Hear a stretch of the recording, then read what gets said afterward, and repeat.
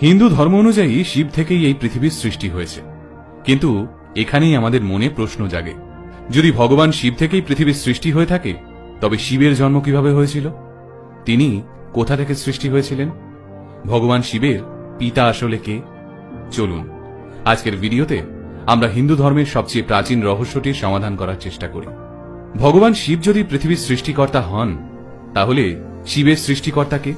এই প্রশ্নের উত্তর লুকিয়ে রয়েছে শিব পুরাণ বইটিতে।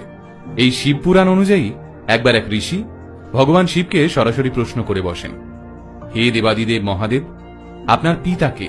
এতে ভগবান শিব একটুও রুষ্ট না হয়ে উত্তর দেন, আমার পিতার নাম ভগবান ব্রহ্মা।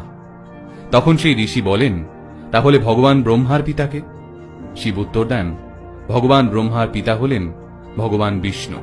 এরপর সেই ঋষি আরো কৌতূহলী হয়ে জানতে চান, তাহলে ভগবান বিষ্ণুর পিতাকে?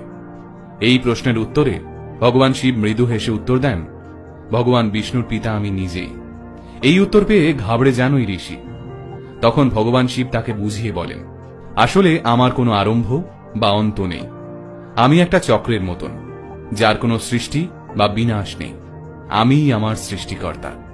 বিজ্ঞানের বিগ ব্যাং থিওরি অনুযায়ী এই বিশ্ব ব্রহ্মাণ্ডের জন্ম হয় এক বিরাট বিস্ফোরণ থেকে। কিন্তু এই বিস্ফোরণের আগে কি ছিল? বিজ্ঞান বলছে এর আগে কিছুই ছিল না, অর্থাৎ এর আগে যা কিছু ছিল তার কোনো আকার নেই, কোনো সৃষ্টি নেই, কোনো মৃত্যু নেই। এবার শিবের জন্ম কাহিনীটা ভাবুন। ভগবান শিবের সৃষ্টিকর্তা ভগবান শিব নিজে, অর্থাৎ শিবের আগে কিছুই ছিল না, শিব থেকেই সবকিছুর শুরু। আর এই বিগ ব্যাং আসলে শিবের তাণ্ডব নৃত্য, যাকে বিজ্ঞানের ভাষায় কসমিক ড্যান্স বলা হয়।